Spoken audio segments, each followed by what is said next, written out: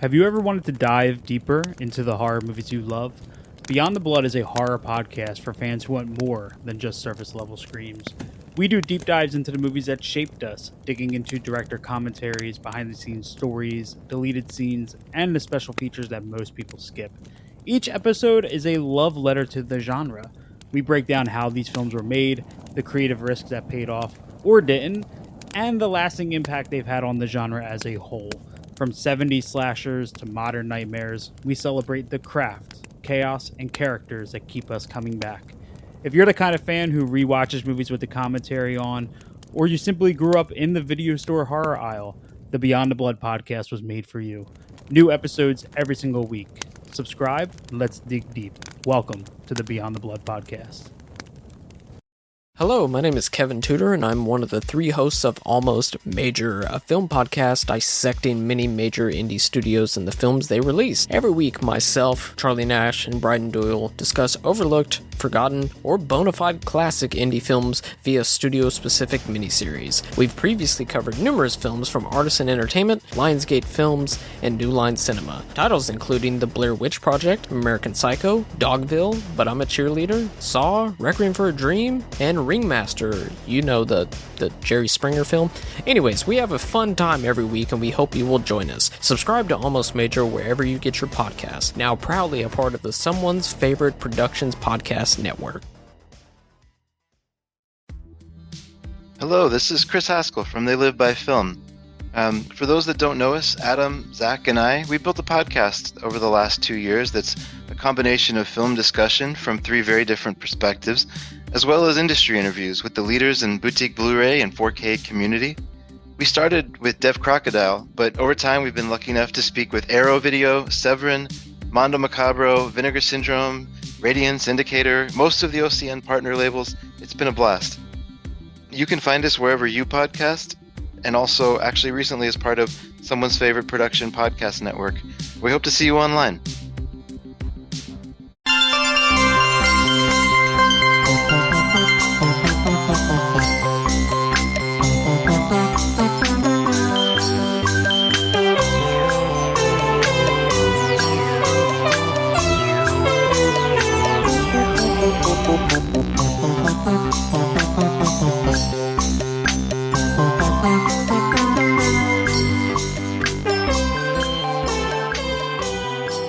Welcome to Rankin Bass, an offhand joke that became a podcast that just won't die. I'm your host, Mike White. Join me is a man who flies on red kites, Mr. Chris Dashu.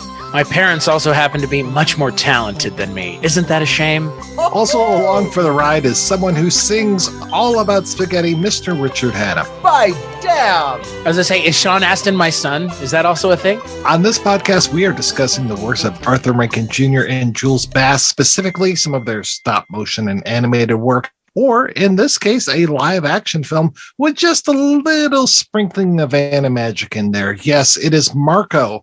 It is 100% true, fully accurate, vetted, and the approved life story of Marco Polo, starring that stalwart of acting, singing, and dancing prowess, Desi Arnaz Jr. You had to throw the junior in there, huh? You had to put if it had been Desi Arnaz, it would have been something. Yes. I mean, it's already something. Something that exists in a world not of our own. So now I know we're sort of starting way behind the starting line when I ask you, have you guys seen the Amy Poehler documentary about Lucy and Desi? I have not. Oh, it's great. Okay, so check it out. Now this year you've had, for Lucy and Desi fans, you've had the Aaron Sorkin fictionalized sort of story of Lucy and Desi where Javier Bardem, I believe, played Desi. Senor Cabeza Grande. Yeah. You know, and I thought he did a good job.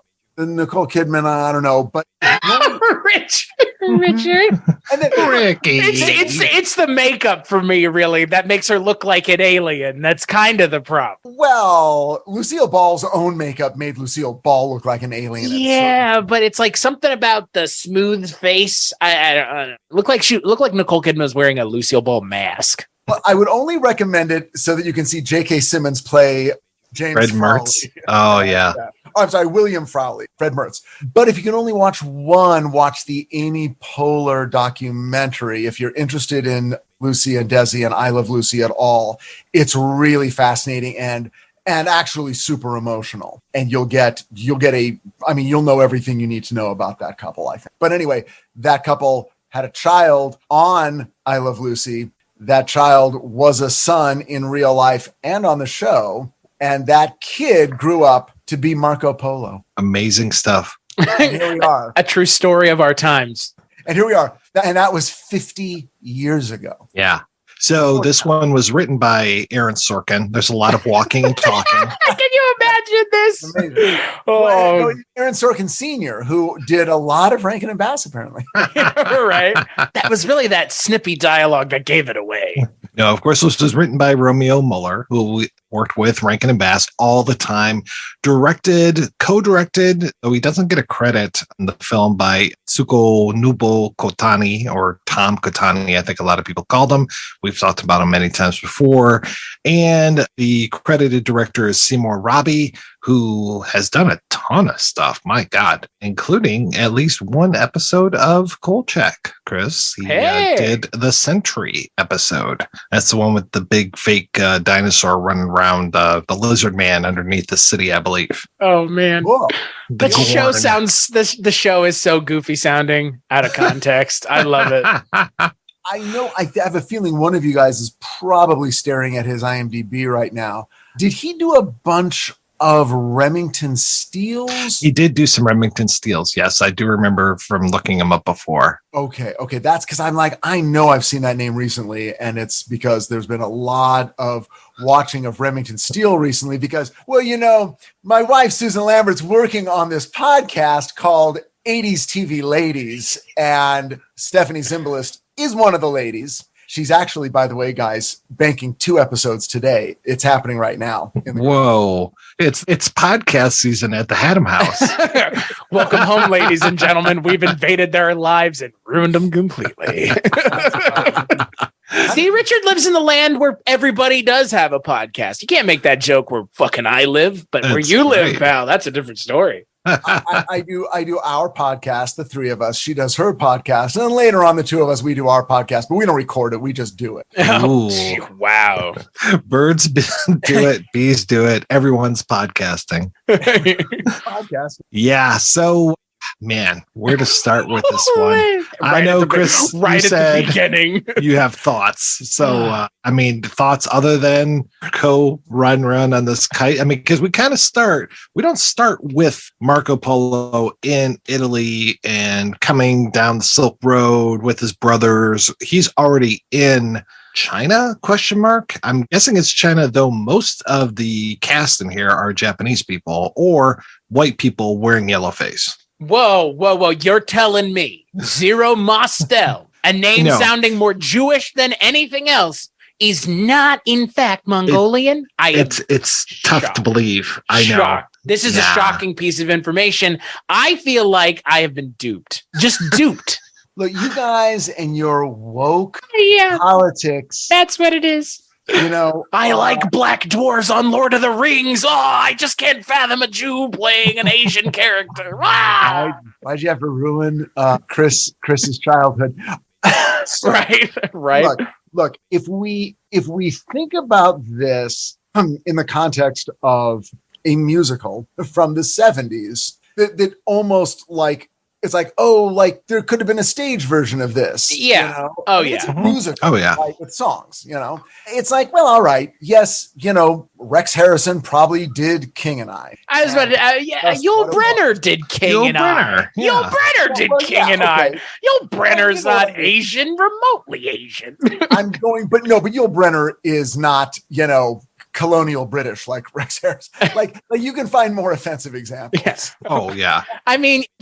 Classically trained Jewish stage actor playing Kublai Khan is not remotely offensive. And it's not even like not remotely offensive. Like they don't have him unable to pronounce his R's. You know what I mean? Right, There's none yeah. of that. There's none of that in this movie. Thank goodness. No, Yeah. he's basically presenting as Zero Mostel in a muumuu with a droopy mustache. And honestly, and the fingernail. yeah. What the metal fingers. Yeah. Oof. To be fair, as an Italian, I feel personally attacked because that entire spaghetti song is who the fuck thought that was a good idea? Like, you mentioned this is a musical. The music in this is an affront to common. Like, it's bad in a fun way. Like, I will not have you besmirch the name of Murray Laws in this one. By damn the musical. What the viciousness with which you attack the man who brought us, we're a couple of misfits. Come on, Right. man. You know what? When Marco Polo is copying lines from Frosty the Snowman, that's when we have a problem. I was waiting for Jackie Vernon to just show up. Fuck. But no. I'm gonna throw down the gauntlet. I liked Marco. Good. I enjoyed it too, but it's not good. Oh, it was so much fun. This was the most fun I've had watching something for this show in quite some time. Like, everything else has been like bad in like a middling way, or like, this is like a genre film, like all those dinosaur and ivory ape, and they're all kind of in the same mold. Like, this is just bizarre, like just straight up one of the weirdest things I've seen, but also one of the most fun things I've seen in a very long time. Oh yeah. Yeah, like there's a little bit of internet chatter that has surfaced about this was saying, oh, it's so dull. And look, there's, you could have, I could have gone through this and with a red pen, but the spirit of it and what it's trying to do, and I would say a small handful of surprises along the way, only some of which are super insulting. Oh my God in heaven. I was like, okay, Jack Weston could not be more charming. Oh yeah. Yeah. Desi Arnaz could not be more David Cassidy-esque in his long-haired brunette 70s heartthrob from Tiger Beat magazine. Yeah, boy, that's a vibe right there, man. That hair, those sideburns, man. God. It's like, okay, that like everything was tracking, and I will tell you, because I did a bit of a search. CeCe Wynn, come on, she was Amagram or whatever the girl's name was, the by damn girl. Yes. She did nothing else. It appears she did nothing else. And I'm like, wait a second. This woman appears to be able to sing, sort of adopt that musical comedy style. And was playing a role that in 1973 would absolutely be called feminist. She was doing the Princess as Warrior bit 20 years before Disney started taking credit for it. She was amazing. Yeah. She was fantastic. She was funny. Was that her singing? I think that was her singing. I don't know. I thought she was fantastic. I think she may have been the best part of this movie. Yeah. Yeah. I like that. I'd say 80% of this movie is basically leading up to one joke.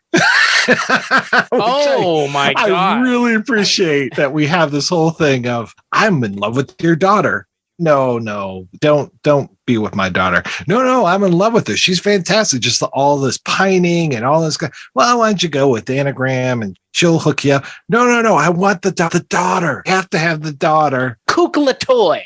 Oh my God. It was amazing. And then when she starts to speak, yes, in that Judy Holliday voice. I swear to God, when that happened, I was frozen. I thought that I was high.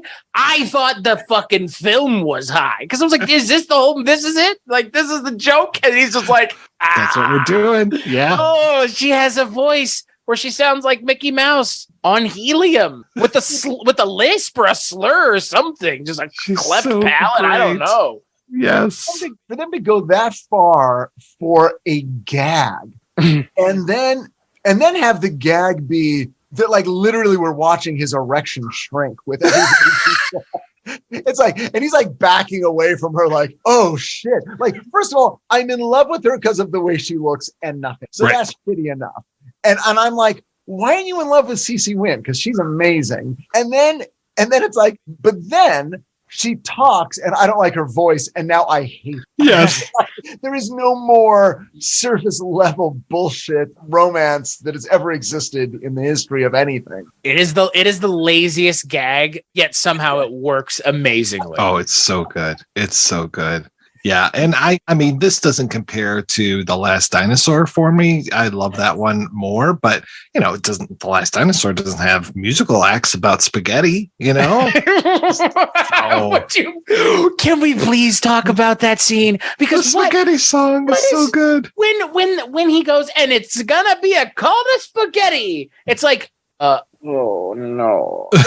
That is absolutely. Oh, here we go.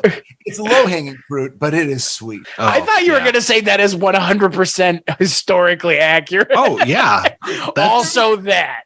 Yeah, it's one of those things where it's like, which culture was the first to have paper, and which culture was the first to have this or that, and and everyone thinks that spaghetti's Italian, but actually noodles originated in the Far East. I mean, as children we heard this stuff. The pizza is not Italian or whatever. All the things we think are a thing aren't that thing.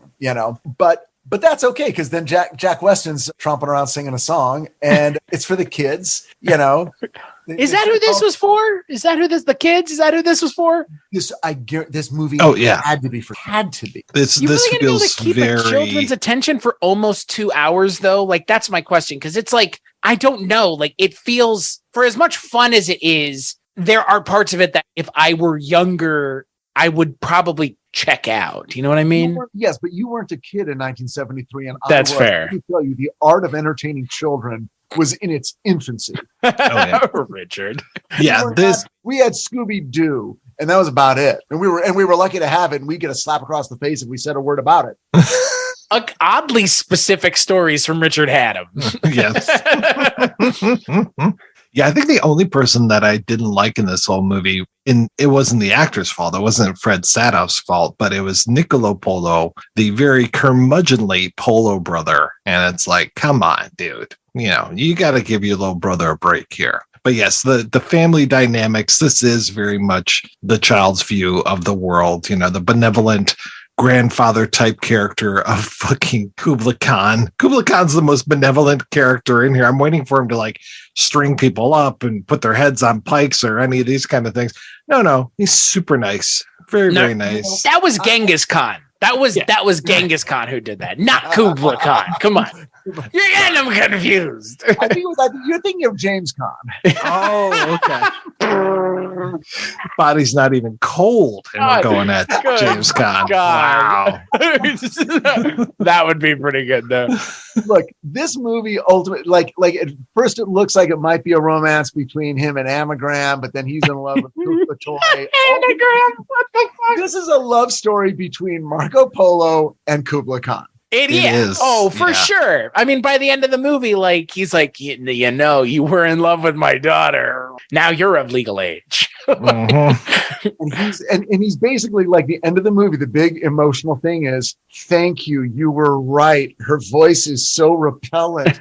Yes. No man could sustain an erection long enough to produce children with her. And then the dad of that woman smiles knowingly and says, it's nice to have wisdom. And then he scratches his nose with basically an instrument for you sniffing cocaine. His coke nail. His coke nail, yeah.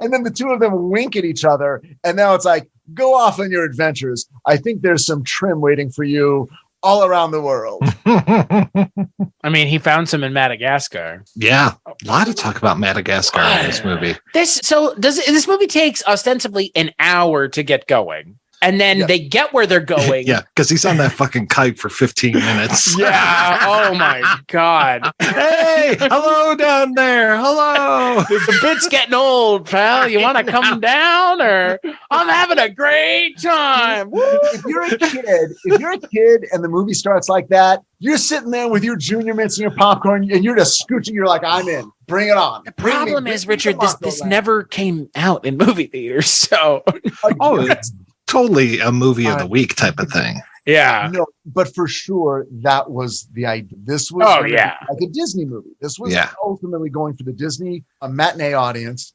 drive-ins for sure. It's just sexy enough for a drive-in. That's what this is for. Now that it didn't happen is not my fault. Don't blame me for Desi Arnaz Jr.'s career. So somebody pulled this thing faster than Batgirl. I mean, look, we all know what happens when the family of the Arnazes, either Lucille Ball or Desi Arnaz, tries to get serious. Because I watched something over the weekend called Stone Pillow, featuring Lucille Ball as a bag lady, and it is fucking astounding. It was a nightmare. And Daphne Zuniga plays opposite Lucille Ball in the role you never thought. Even Lang is in the movie for whatever reason. Yeah, it's super weird. You can imagine how bad it is. The problem is, like, I'm not sure that Lucy knows how to play anything other than comedy. And I'm not sure what Desi Arnaz Jr. can play at all, other than like middling heartthrob. You guys were alive then. Was this guy a thing for people? Like, he was a thing. He was a thing for teen girls right around this era. But like the same level of like David Cassidy and all those other folks of their ilk. Like, I don't hear this guy mentioned the way those guys are always mentioned. Yeah. Isn't this guy like isn't this Bonaducci level though? Like, isn't that who we're talking about at the time? No, Bonaducci wasn't classically like, again, teen beat hot. He was just sort of, the cute redhead kid. Right. The ones that were the dreamboats were the David Cassidys, probably Donny Osmond. The guys from the Hardy Boys, both of them. Parker Stevenson, Sean Cassidy, yep. And then Leif Garrett. It was Leif Garrett. Yes. And then another, like, very like real pale, sort of long hair blonde. Yeah. The youngest of the brothers Gibb. Andy Gibb. Yeah. Oh yeah. I mean, some of them were like legit like musicians, and like Kiss. All the members of Kiss would be featured in these magazines with the makeup on. Transport yourself back to 1978, Southern California. A young Richie Hatem, 7th grade, just absolute train wreck of a human being. And in our English class, there was the free reading nook with beanbag chairs. Oh boy. It's like, reading's fun, guys. And they had all the Tiger Beat magazines. It's like, look, I don't give a shit what these kids are reading. Get the shit in there that they're going to read. And so they put all the teen mags out, 16 and Teen Beat and all that stuff. And it's just these rancid, ripped up copies of these, things. But those were the guys in these things. 10 Questions with Desi Arnaz Jr. So he was part of these people then. Oh yeah. Okay. Because like that name carries weight, but like you never hear anything about him now.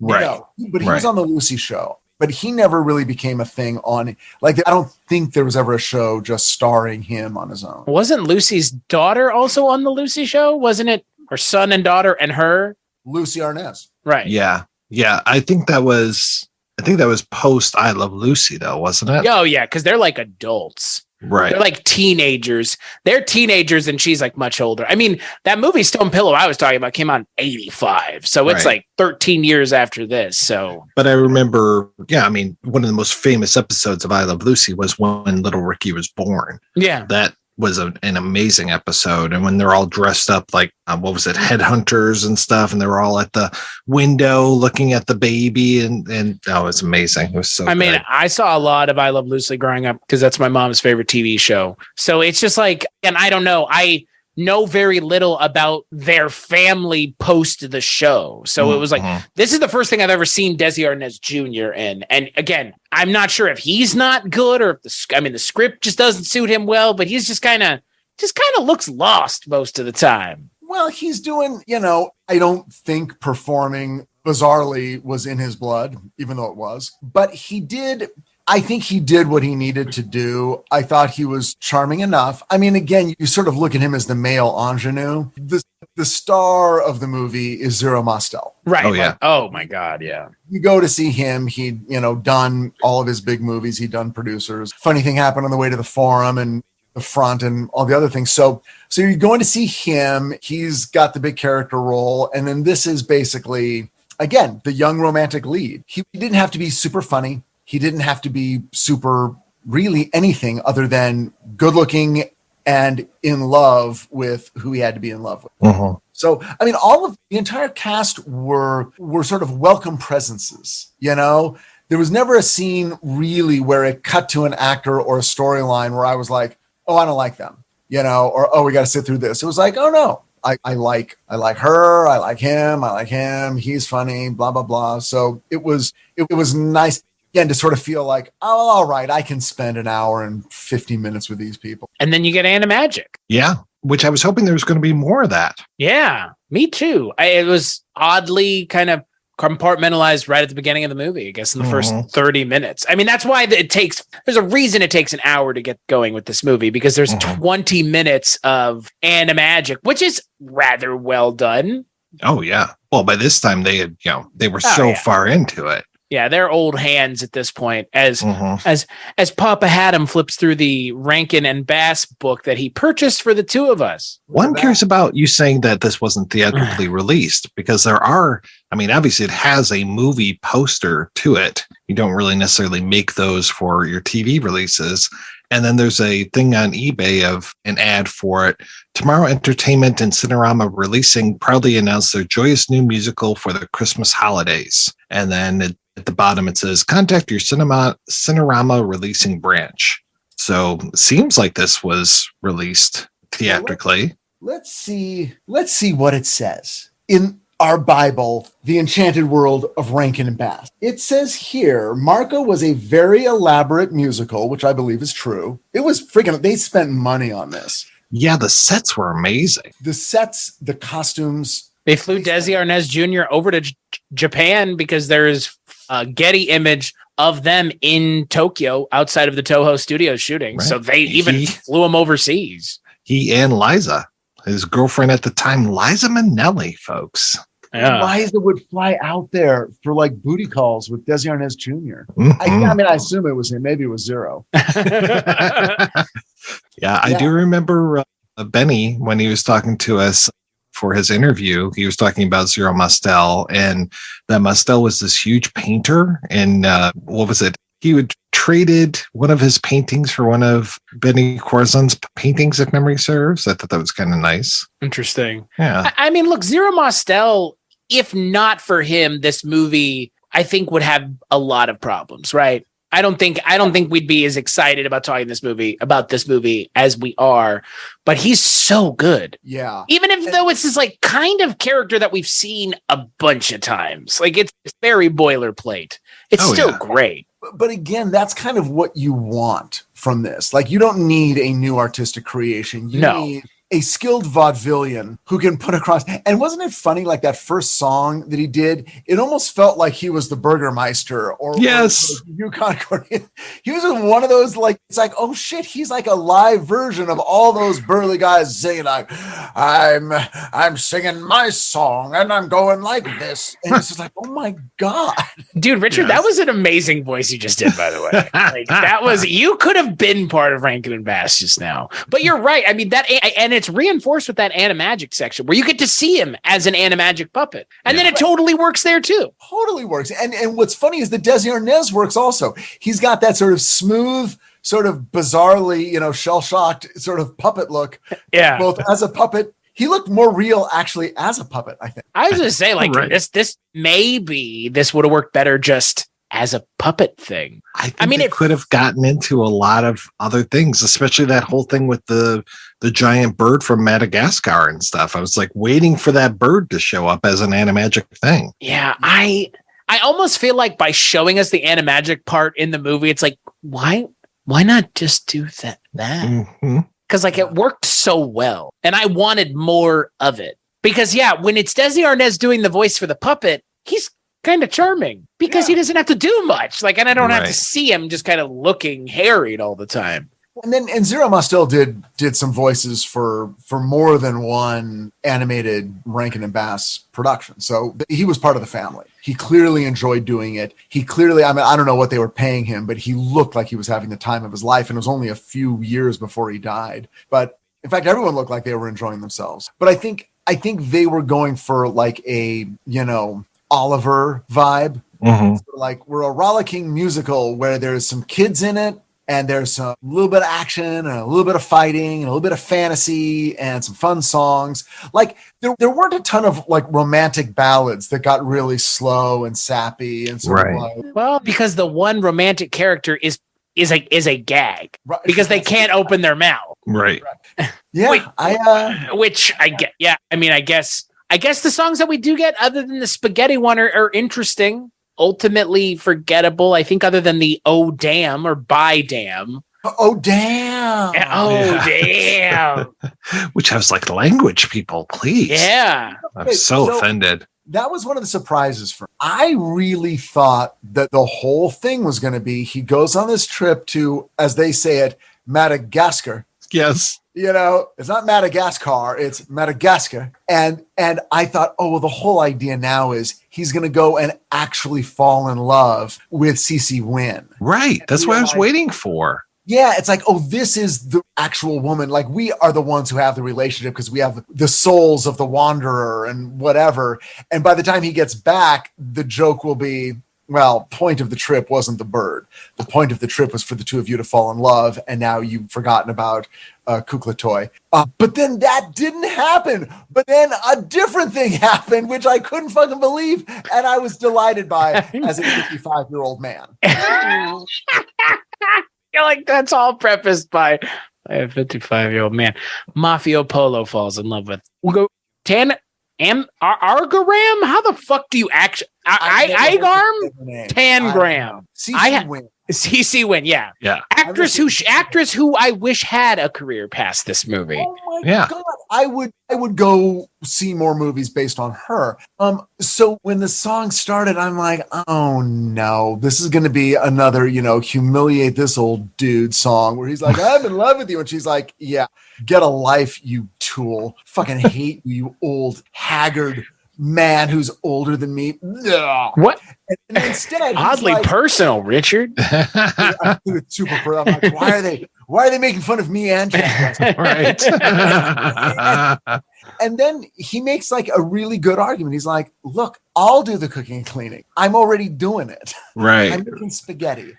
You and I share something, and I will never change you because I don't have shitty, misogynistic, toxic masculine views. And then she goes, you know what? You're fucking right. Deal. Game on. Game on. Jack Weston, game on. And he got it in the end. Oh, yeah. And what did he get? He got her. He got her, man. Good for him. In a big way. Yeah. But in a good way. In a way where it's like they were actually like at first I was surprised but pleased that she was. It's like, oh, this woman's a warrior. They're doing that. And then I'm like, oh, extra credit because it's 1973 and not 1993. And then extra credit that they actually have she strikes up a friendship with Marco. It's like, we do. It's like, I don't hate you. And the story didn't make you into a dick who I had to reject to then get Mafia Polo. You and I are friends, Marco, but I'm actually in love with this other guy. And I'm like, shit, this is almost like evolved. It was a little progressive. I was surprised at how progressive it was. Yeah. Yeah. That was really unexpected. Because I'm not saying that, like the things we haven't watched haven't been progressive, but they haven't really tackled it in any of the live action films that we watched so far. Namely, The Sins of Dorian Gray, The Bushido Blade, The Bermuda Depths, The Last Dinosaur, King Kong Escapes. Did I forget any? God, The Ivory Ape. Ivory Ape. Yeah. Well, this is pretty progressive, even for the one that had Anthony Perkins in it, where it's like taking place ostensibly in the 80s. Mm-hmm. Yeah. And it's also oddly progressive within a movie that is also oddly misogynist when it comes to Kukla Toy and that whole relationship of she is beautiful and she doesn't even need to speak. I just need to look at her and that's all I need to know that I want to climb on that. And then it's like, oh, hi there, honey. And it's like, woman opens her mouth, I'm not interested. It's like, Is the implication also that her husband left her because of her voice? well, and not only that, but that she's also annoying. Like, oh, are we going to live here? What's going to happen? What are you going to do? I don't think your brothers are cutting you in enough. You need to renegotiate. That's the first thing she says. It's like, what? They're laying it on thick. They're laying it on fucking real thick with this character. Yeah, she's just, annoying. Nag personified. He's like, oh, I'd rather die at sea. Bitch. I'd rather go eat that fucking spaghetti with whatever the fuck Marco Polo was throwing on it. Yeah, I'll go get eaten by a rook. Yeah. I also like that in Madagascar, they're just like, you know what we're doing? Instead of just attacking them and throwing spears at them, we're doing this whole elaborate process of making giant feathers because we think that by leaving giant feathers on the beach, that won't attract people. That will send them screaming. It's like, do you know the white man? He will find a way to ruin anything for you, especially if it's an animal of some kind. They like big things. And if they're white, they like him even more. Yeah. So it's so fucking weird. And that wraps up in literally 5 minutes. Yeah. But they've got an actor, that old, delightful, toothless actor who never actually says anything. It's just the narration of Desi writing in his journal. He then explained to us how they use bone marrow to blah, blah, yes. Blah. And the guy's running around going, oh my God, yes, when he just keeps laughing like this crazy person. I was like, is this like an Zucker Abrams movie or vice versa? In the background, they're using Tupperware. Yeah. They're showing him Tupperware. You are right. This was part of the ABC Saturday Superstar movie. So I wonder if this was set to air theatrically and then got pushed to one of these. And Rankin Bass, by the way, they were kind of the kings of this ABC Saturday Superstar movie. This is where Mad Monsters aired. Willie Mays and the Say Hey Kid, another Rankin Bass. This was like Rankin Bass going toe to toe with Filmation and those bastards at Hanna-Barbera Screen Gems. The original proprietors. Yeah, right. I'll get you guys. Children cartoons. We're gonna show the Red Baron this week. There should be a TV movie about the brutal, bloody, cutthroat backstage wars of the animators of the 1960s and 70s. What do you mean there should be a TV show? Richard, there it is, bro. Write that show. Holy shit. Dude, that show would fucking fucking kill, man. It's like Mad Men, but everybody's just like, but what's the angle on that show? They're like talking to their characters or something. There's some fucking angle. There's always an angle, folks. Yeah. Mad Men already exists. You can't do that again. Yeah, something along the lines of, the magical people who brought you your favorite childhood characters were actually cutthroat bastards. Jules Bass and Arthur Rankin are just like tweaked out of their minds and gotta create fucking Frosty. Yeah. Yeah, the long fucking metal nails. Do it for Arthur. Sid and Marty Krofft. Oh my God, those guys. Oh Jesus. Talk about characters. Those guys are, they don't kid around, man. They were tweakers, man. Oh, they were serious about that shit. They were like, oh yeah, no. Sigmund and the Sea Monster, that is solid gold entertainment. Don't you ever mock that. Dare you. And then you get the behind the scenes of like Lidsville, and they're just like, come on. God, why am I blanking on the guy that was Charles Nelson Riley? Charles Nelson Riley. They're like, you got to get Charles on the set. And he's like, oh, he's so wasted. He had a full day of shooting match game yesterday. And you know how those guys, they drink like fishes. Yeah, he ghosted Mrs. Muir, went late last night. Yeah. Anyway, I think they went into this with the best of intentions, and I think they achieved most of their goals in ways. And look, we enjoyed the Bushido Blade. We can't say we didn't. Oh yeah, we enjoyed Dorian Gray in its way. I think this is the best of all the live action things we've watched. I think so. I agree. I'm still hanging out for Last Dinosaur, but would you agree though, Mike, that this has a better performance by the ostensible like old hand actor, like the legend? Possibly. I would watch Last Dinosaur again in a heartbeat. Richard Boone. You just want to see Richard Boone again. So hard in that movie. I couldn't stop laughing with that movie. That's fair. There were some pretty funny parts in that movie. When you're playing a character named Maston Thrust. Yeah. Zero fucking subtlety. The lack of subtlety is astounding. I thought you were about to say Zero fucking Mostel. also that. So be it. You know, when you have sex with so many women and you have hundreds of children, what does it matter who the mother is? You got to kiss all of them every day. That's right. I know all their names. I know all their birthdays. But that song is bad. Can I say that song I think that there are song is good. No, Richard, wrong. There's only one good song in the movie, and it's the "Oh Damn" song or "Bye Damn."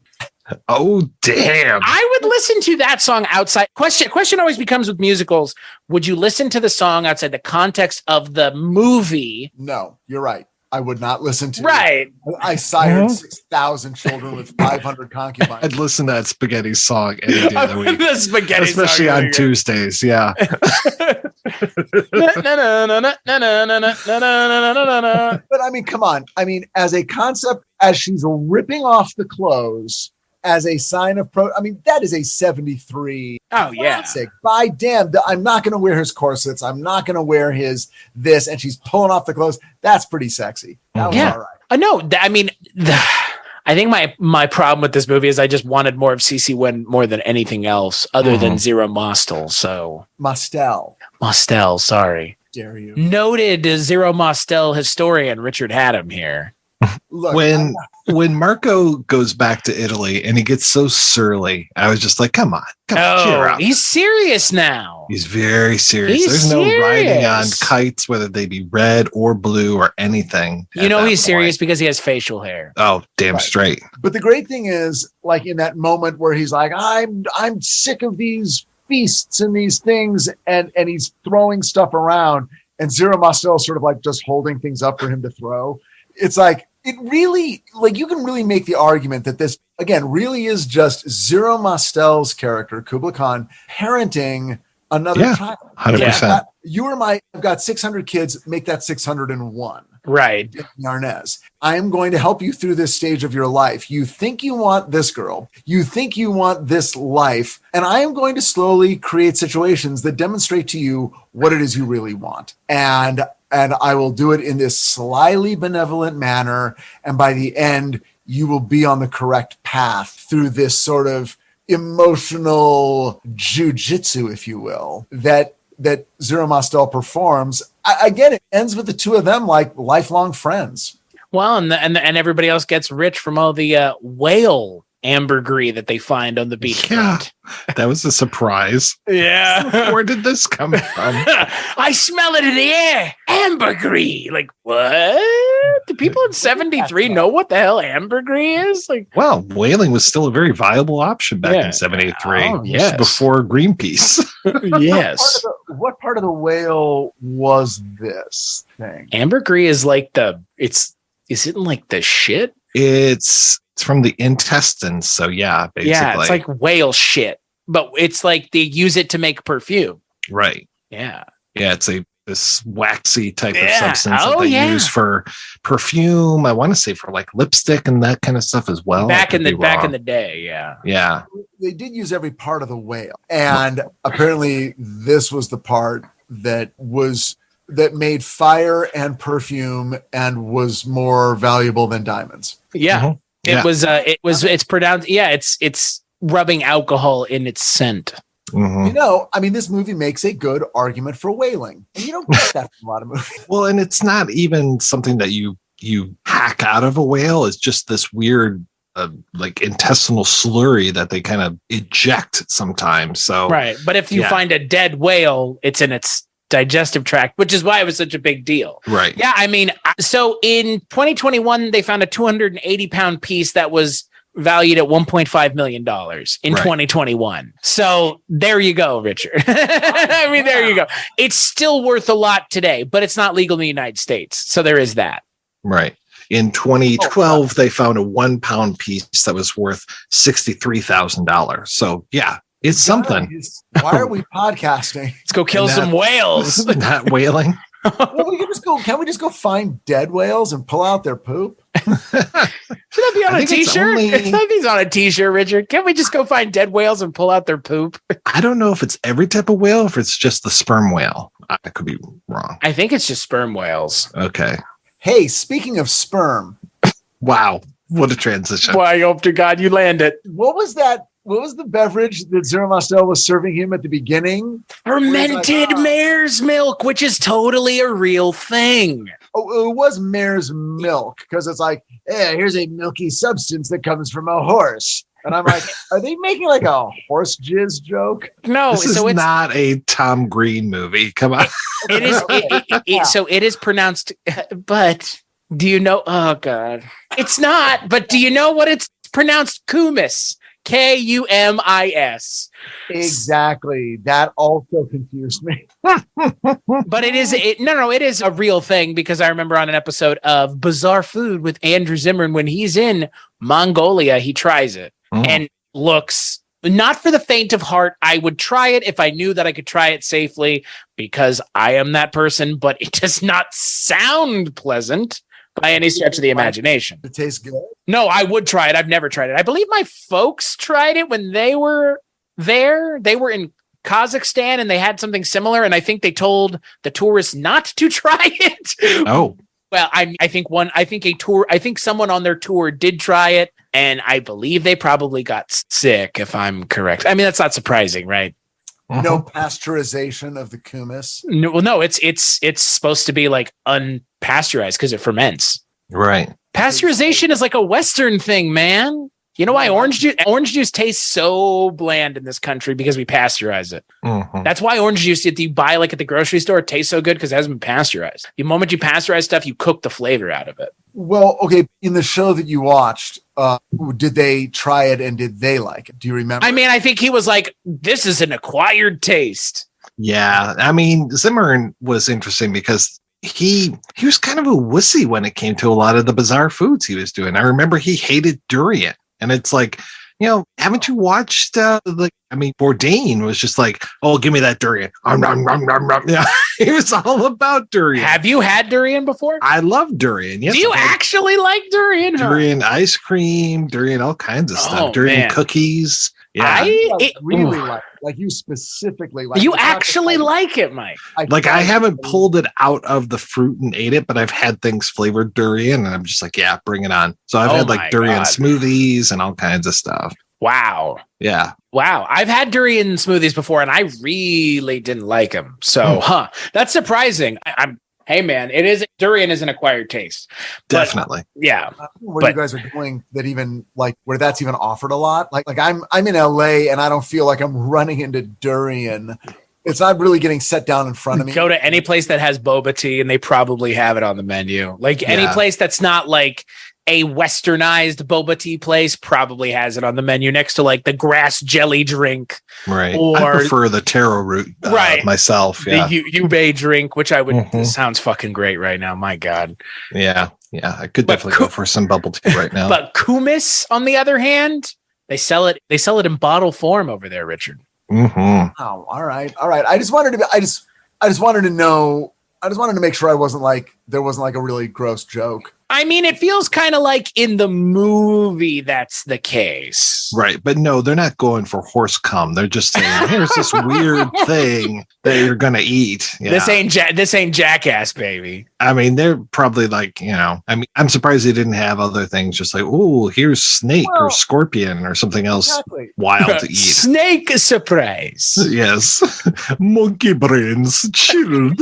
I was just going to say, you watch freaking Temple of Doom and it's like, oh, you know, let's, you know, make fun of like, ooh, this disgusting food that these foreign primitives eat. They're eating monkey brains. These people are savages. In defense of that movie, it is based off of cereals from the 20s where they would have done that too. So, Kalima. That's my favorite Indiana Jones. Don't care. I will defend that movie. Don't care. Hey, Richard, but I will leave you, Richard, as we veer away from the topic of mare's milk. Do you know what Japanese drink is based off of the fermented mare's milk? Well, no. Cow piss. Cow Really? Cow piss is based is inspired by the flavor of kumis. Yes. Are you Cow saying- piss. No. You're saying in Japan now. You're saying they drink cow urine? No. It's called cow piss. Oh, okay. Oh, well, come on. Now, it sounds like cow piss. It's I called know. it's CALPIS. Cow piss. I thought you were I don't know saying how it was else like to pronounce it. Well, it sounded like you what? had a Baltimore accent, you know? Oh, okay. But it's called Calpis, and it's like Yakult but carbonated. It's like a big bottle. okay. It's like a So it's yogurt water drink. Yogurt drink with. Yeah. Okay. That's fine. That's fine. So that's probably what kumis tastes like, and you can find Calpis at most Asian grocery stores. I was sort of thinking that it was sort of yogurty. Yeah, I mean, it looks like it. It looks like it, and they're drinking it. You know what? They're drinking it out of bowls too, aren't they? They're drinking it out of bowls, or are they drinking it out of cups? Are they drinking it out of cups? Small bowl, I thought. Okay, yeah, because like that's also like there's a Korean fermented rice drink that's served in like a bowl if you order it. They don't serve it in a cup. Here's my thing. I will try anything twice, and I'll try it the second time because if I didn't like it the first time, I might just assume, well, maybe it wasn't good at that place. Yeah. I was in the wrong mood. I will try things. The number of things that I then adopt into regular use because I just friggin' love it so much are a lot. That's a much smaller, it's like, okay, that's fine. You're serving that. I'll have some, but I don't need it in my diet. There's a lot of those kind of beverages that are savory, like savory cold beverages are not really my thing. That's not a Western thing though. When I was in India, they have a lot of like salty drinks, like drinks that are like very salt forward and like savory and vegetal. And like that for me as like a Westerner, that's not a thing that I've been exposed to. Right. But they're cold, right? I mean, they're like, but that's the weirdest part is that they're on top of everything else. Like I don't remember what it was, but I remember distinctly waking up the first morning I was in New Delhi, going downstairs to my kitchen of my friend's house and sitting down, and they put this glass of juice in front of me. And I was like, all right, I'm super thirsty. It's pretty warm. Looks good and cold. I put it to my lips and it was like black carrot juice or something. And it was salty as fuck. And I just remember sitting there thinking to myself, like, I remember looking at my friends and I was like, what is this? And they were like, well, it's like black carrot juice. It's good for when it's hot out. And I was like, all right. And I drank it, and they're right. It was good for when it was hot out. But I think we as Westerners are not, I mean, like people look weirdly if you drink V8 straight up. You know, people aren't doing that. But like that's a thing elsewhere. We as Westerners are just like, I love soda. Like, you want your tea unsweetened, sir? Why? Is there something wrong with you? Like, yeah. I want the sweet cold drink. A Bloody Mary or something like that is like. But that has to have alcohol in it. Like nobody. It's got alcohol, so that's what makes it worth it. Yeah. But so, like as we were sitting here podcasting, I drank effectively the same thing as one of those kumis, which is like a probiotic yogurt thing. So we have our own thing similar to it, but yeah, not a cum joke. Where do you guys land on kombucha? Never tried it. The first time I tried it, I thought it was spoiled. And then the second time I tried it, I was like, no, this is the way it's supposed to be. Because when I opened it for the first time, it smells super vinegary, obviously. Yeah. And I was like, it's spoiled, right? I threw it away. And then the next time I bought it, I was like, I'll try it again. It smelled the same way. I was like, oh, this is the way it's, I love it. I love kombucha. Oh, really? Okay. Oh yeah. It's amazing. I was one of those weirdos that was like making it during the pandemic. I was making sourdough and kombucha. I was that girl's gif. That's what I always think of with kombucha. The one where it's the reaction where she's just like trying it and like, this is good. No. It's super vinegary. It's super sour, but there are some really good brands out there. I like it. I like sour. I like cold. I love vinegar. I mean, I'm one of those guys that could like drink salad dressing like out of the bottom of the bowl. It's like when my salad's done, I'm like, ooh, I want more of the Italian dressing kind of. But the kombucha, and I really like, and I tried it a lot. And I even was like, well, maybe this will sort of become my, like my afternoon treat or an evening drink instead of a drink. But I couldn't get into it that hard. I'm like, no, ultimately, I don't need this flavor on a daily basis. I get it. It's not for everybody, but it is for a lot of people. It is a good alcohol replacement because it is it's fermented and carbonated, and then they do have hard kombucha, so they just add the alcohol back. They just allow the kombucha to ferment more, I think. So Okay. yeah, but no fermented mare's milk in this country. Yeah, no, and that's fine. Although I do like lassi. I like the mango lassi. Oh yeah. Oh yeah, yeah. Well, yeah. So essentially, it's like a fermented version of that, Richard. Just, Okay, so here's my question to the two of you. And movies like this bring it up. And I'm going to guess your answer is going to be pretty quick. Are you the kind of person who, if you lived in the era of Marco Polo, would you be the person staying at home and just kind of living your life in whatever place you were born? Or would you be the person who was like, no, I'm going to get on a boat and I may or may not see any of you ever again? Second one, man. So fucking hard. Let me die at sea. Like if you're in that time and place, like you don't know any of this is ever going to exist. Fuck it. Yeah. Yeah. I mean, I love to travel now. I don't see me not wanting to travel otherwise. And yeah, if I could go down the Silk Road, that'd be fucking fantastic. Yeah. What about you, Richard? So Mike, you're a travel guy. Like if you won the lottery, you'd be traveling. Oh God, yes. Yeah. Same. I mean, I used to travel a lot before the pandemic. It's been harder to jumpstart myself in the last 2 years to get back to that point. Also, it's gotten exponentially more expensive. Right. Yeah. I used to have my sort of worldview of my life and sort of my existence was very outward oriented. It was like, the world is like this amazing place that I may, go and experience food and drink and like consume in a way, it's like, I guess like that's what you want to do when you travel, consume experiences, consume new, vistas and stuff. And that was very much tied to, and I want to make my mark on the world creatively. But weirdly, when I got divorced, my career was sort of on the ascendancy and a movie came out and a TV show came out and suddenly I was working a lot. And then I didn't really have the opportunity because I had small kids and I was in a divorce. So I couldn't really travel I couldn't like take my kids to Europe. Like legally, my ex-wife would have to sign off on that. And it was just like, that's probably why I approached that. And now 20 years have gone by. And now I really am upset that the travel bug in me has sort of died. And I'm kind of like, yeah, I don't know. Europe, whatever. I don't really need, Asia, well, I don't know. Japan sounds interesting, but I don't know.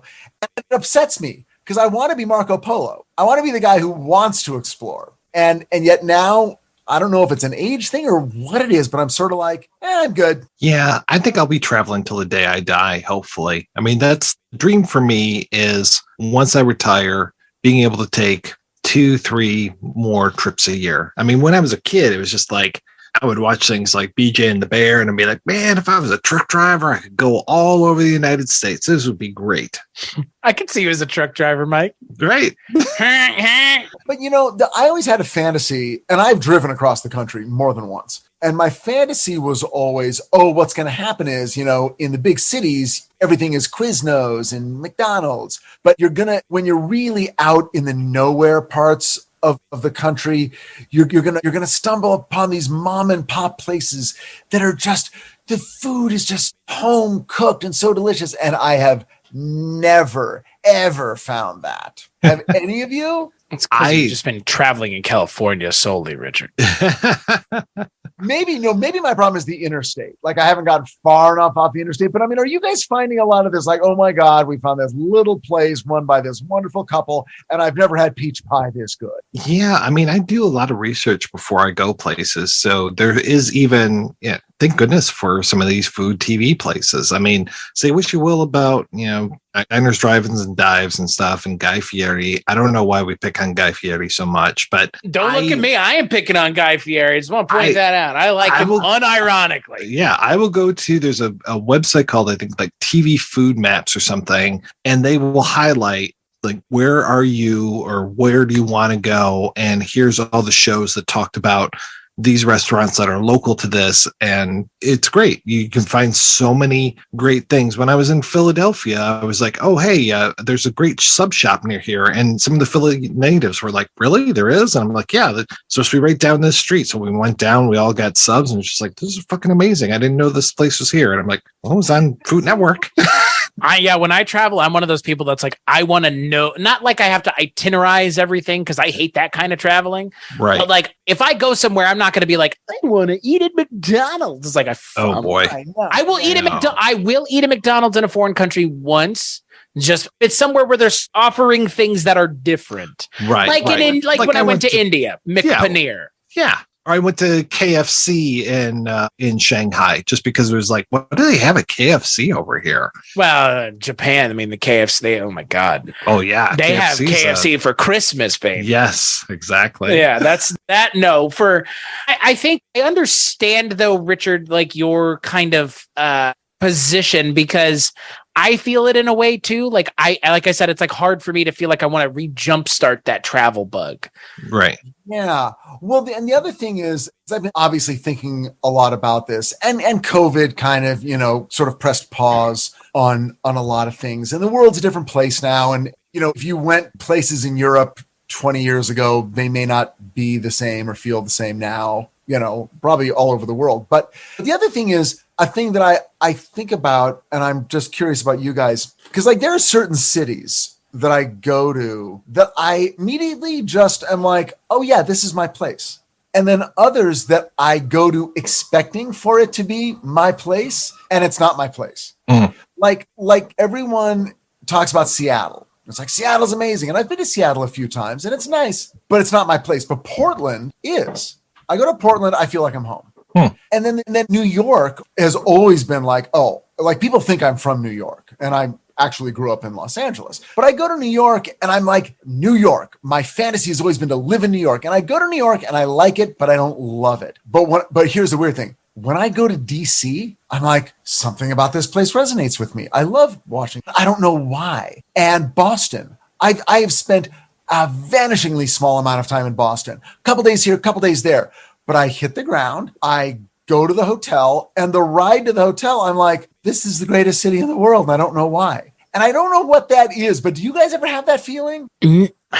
I feel like I used to when I travel. Mm-hmm. Used to. I mean, again, I haven't been anywhere in so long. It's not like, oh, because I like that restaurant, or I like No, it's just like the feel of it. Like, yeah. I'm here, something feels right. Yeah, that's it. It's a feeling. That's it. And you kind of get that sense in this movie, right? Because there's this huge, they don't really talk about it, which I kind of felt like was a little bit of a disappointment. Like the idea that Marco Polo wants to stay in Mongolia. Yeah. Forever. Like, how do you do that? Like, really? But I think you did, because when it takes years to get somewhere, like if you're going to go halfway around the world, at a certain point, you're like, well, or, as long as they don't talk, the women here are fantastic.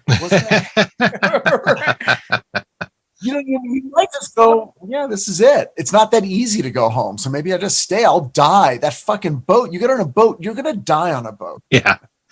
Yeah. It's amazing that you can even make it off alive. I mean, you could get scurvy. You could, so many things. When you read about people traveling by boat 300 years ago, it's like we're taking 200 guys and we're going to hope that 15 of us make it. Right. Yeah, for real. Like, what the fuck? Those aren't good odds. I don't want that. And just imagine that they went to Madagascar for nothing. Right. Yeah. That's true. For a giant bird feather that wasn't real. Right. But at least Jack Weston got to be with CeCe Wynn. Richard, what we should do, Richard, you want to fix your travel bug? Let's find somewhere, a neutral location. Let's all travel there together. Las Vegas. Yeah. That's not even travel. That to me, that's fuck you, dude. You don't even have to do anything. You drive there on a weekend. Las Vegas. Hold on. I could be there. Los Angeles. I got LA. We'll all meet in LA. Well, you know what though, Mike? I really vibed with Ann Arbor, which is my one Michigan excursion. Mm-hmm. I drove through Nebraska, but I never stopped long enough to figure out if it's okay. Texas really isn't my vibe. Austin has been nice a couple times, but I've never felt like, oh, I got to get back to Texas. Whereas New Mexico, like Santa Fe, that is. I go to Santa Fe and I'm like, this is a me place. I like it. And I don't know why. I'm just there and I'm like, yeah, this is it. Yeah, it's funny. Of all the places in New Mexico that I stopped, that was the least, that didn't hit me at all. I was just like, this is so artsy and stuff. But, going to like Roswell or, I love Roswell. Roswell was amazing. And oh my God, the Mexican food that I got there was so good. What is it about Roswell, man? Like, I don't know. Have you ever been to Roswell, Richard? I have not. That's a place, man. Yeah, that's where we should meet. I like the idea of neutral territory. Like, we got to meet up somewhere. Yeah, ain't nowhere everybody's been to before. It's got to be like South Dakota or something. Or like, I've been to South Dakota. Sioux Falls. Then you're making it easy for me because that's only like 3 hours for me. See, the Sally House. Again, only about 3 hours for me. I got it. Let's meet up in Outer Mongolia. Oh, there you go. Let's go to where Kublai Khan's buried. We should broadcast from the North Pole. Yeah. Oh, that would be it. Yeah. God, we're getting back into holiday season with this show. Mm-hmm. Guys, we got to start talking about wrapping this up. Richard, why? I don't understand, Richard. There's a podcast network and everything now, sir. Now we're coming back in. We're coming back in at Christmas. We'll see if we can pass go one more time. What have we not done? Do we end with a repeat viewing of Rudolph? Like, how do we? I've got for next month. A bang, What do we do? For next month, I've got the what was it? The Wild World of Mother Goose. I mean, that's one we haven't done before. The Wacky World. Sorry, the Wacky World of Mother Goose. Richard, did you think there was nothing left? You own a book, sir. You have bought the book for us that has pages upon pages of projects we haven't even scratched the surface of yet, sir. I didn't know we were going to be obsessive. but you provided us the book through which we could be obsessive. When I sent you the book, it was sort of like, here's us closing the book on Rankin and Bass. Almost 2 years ago now. Oh, boy. That was Christmas stuff. We did look, we scraped off the top of the iceberg first. Now we're underwater, man. But hey, I'm just saying we're coming back around. I'm just thinking, what's our Gear 5, baby? The landing. He's thinking of the exit plan. He's been thinking of the exit plan since day one. Shifting up gears, Gear 5. We're going for the 3rd year of Rankin and Bass, baby. Richard. Yeah, the day we do Smokey the Bear is the day I know.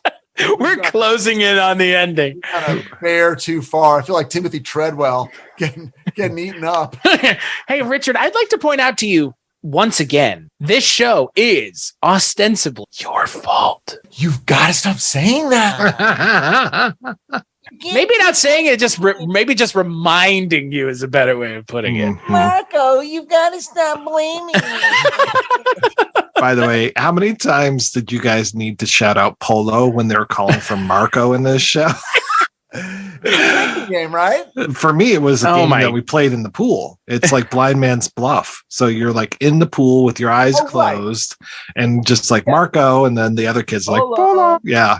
Yeah, no, for sure. To drive my parents crazy playing that game. Watching this movie, though, the drinking game is when they say Marco, you say Polo and take a shot. You fucking be dead in the first 10 minutes. Dead, yes. Die of alcohol poisoning before by damn. You have to scrape you off the fucking floor, man. You've been eating too much cow piss and kumis. Cow piss and kumis. Oh, that's my favorite comedy team from Kazakhstan. Cow piss and kumis. They're like the brothers Karamazov, but just not as funny. Yeah. Good Lord. Dear God. Richard, I think every time we do these shows, you're always looking for an exit strategy, man. But you know that the day that the show ends, you and I both know that the three of us know that you will know when the end is coming because it will be signaled as the end. Because we will have nothing else to talk about. And I will be sad. I will be. No, you will be. You will be. When I got on, Chris, before you got on, I got on with Mike and I was just so happy. I was, we're home. See, everybody, it's a fucking act. He's a Hollywood type. He's around actors all the time. He knows how to pull at the heartstrings of you, dear listener. I keep saying I want to quit, but you guys keep dragging me back in. All right, Every time what is he it? thinks All he's right, out. what's next? Is it Wacky Mother Goose now? Oh, special thanks to the Great Octopus for our theme song and Abby Stabby for our incredible show artwork. We will be back next month, Richard, to continue our look at Rankin and Bass feature film work as we discuss the 1966 animated film, The Wacky World of Mother Goose. Once again, Until written then. by Romeo Muller, so it's probably going to be very progressive. Mother Goose don't need no man. That's right.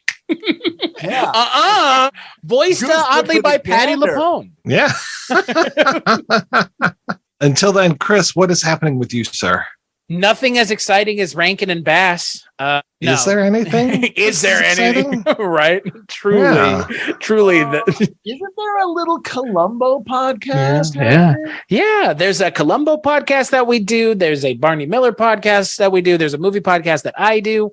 You can find most of the links to those things over at cstashy.com. Yeah. As for me, that's it. What about you, Mr. Adam? Where can people find you when you're not around here? Well, when I'm not being barred from the garage where Susan is doing 80s TV ladies, interviewing everyone from Tyne Daly to Sharon Gless to Stephanie Zimbalist to Karen Arthur, the first woman to ever win an Emmy for directing, and it happened to be an episode of Cagney and Lacey. When I'm not participating in that, I'm working on season 4 of Titans, which we're wrapping up. We're in the last couple days of it, and it's going to premiere, I believe, in November. And it's going to be 2 parts. Part 1, and then there'll be we'll take couple weeks off, and then part 2.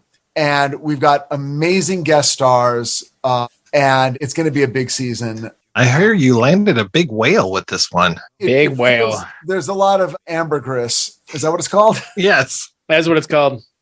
And I believe, I don't know, this might be the last season. So check out the first 3 seasons on HBO Max and then get ready for a big season 4, Titans. So you may not be DC Titans Richard Haddam for much longer. No, I may have to go find my ass a new gig. He's going to be writing about the cutthroat world of children's cartoons in the 1960s. That book would kill, baby. Not fucking tempt me. Don't tempt Richard with a good time. I'll do it. I would read that book. Just so you know, I would read that book. And so would a lot I of want to others. see the TV show. That's what I want. I want the Jonah Hill running plays. Oh, yeah. He is Hannah. And then and the other guy, Dan Fogelberg, the guy. he's Barbera. Oh, there my you God. Go. But you gotta get all those. You gotta get all the Nick Kroll, Paul Scheer. Yeah. Mm-hmm. Yeah. Well, maybe not Paul Scheer. Paul Scheer. I love Paul Scheer, and I think he could. Paul Scheer's got an amazing podcast. Have you ever heard his podcast? Sid or Marty Krofft. I think he would be. Yeah. Richard, have you heard of Paul Scheer's podcast? No. Does he have a podcast? Oh, he's my got 2 fucking amazing God. movie podcasts. Wow. Yeah. But not as good as Projection Booth, right? No, they're way better. According to the internet. They're huge. Yeah, they're way better than anything that I'm doing. Well, look, you can listen to people talk bullshit all you want, but if you really love movies, Projection Booth is your destination with Mike White. Okay, if you say so. And Culture Cast with No. I wasn't making a face about that. I was making a face because you're right. The only movie podcast worth listening to on the internet is the Projection Booth. Mike, where can people find your show, the award-winning Projection Booth podcast? I don't think it's won any awards. I don't give a shit how many awards it hasn't won. It's winning an award right now from us. Awards don't mean anything anyways. You can find that at an award. no rondos, no nothing. Anyway, yes, you can find me at projectionboothpodcast.com. All right, well, that's easy. Yeah. Go do it and enjoy, ladies and gentlemen. And you can find us, well, if you've already found us, why don't you go back to where you found us, leave us a review, leave us a rating, talk to people about how much you love the Rankin Bass podcast. Where else are you going to get the price of ambergris and the taste of durian all in one show?